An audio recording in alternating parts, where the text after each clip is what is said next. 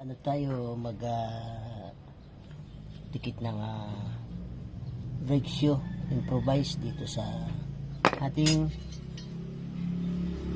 bakal ng brake shoe.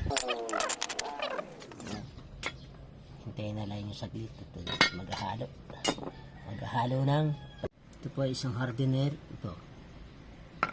itong hardener tsaka dami. Sa isang ganito marami akong nagagawa. Ayun, ito marami pang magagawa. Ayan. Yan lang. Iubos natin yan. Tapos ito.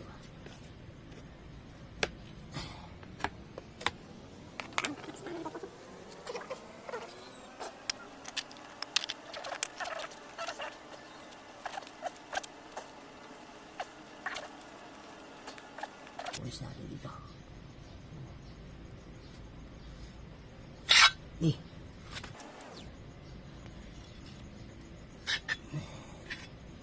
Hindi yan tipid sa pandikit, talagang hindi ka tipid ang pandikit niyan dahil dyan ang kwan kumapit na higi ang lining kwan brakes kapal.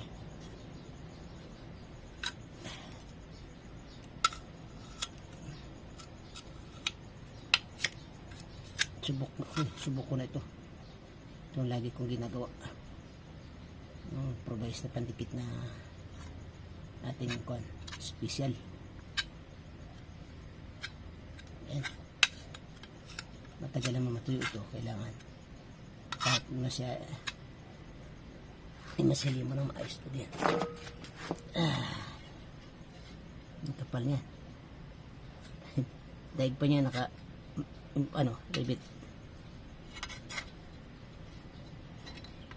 revit pag natuklap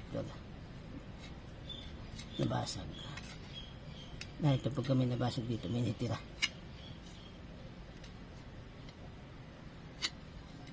May revit tulad ito revit pero talagang bakal ay nadikitan pa. Ayan.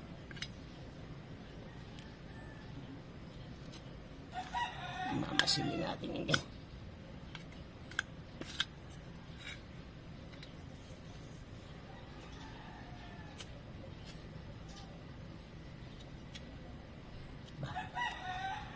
Paano nyo tutuklasan mga ganito?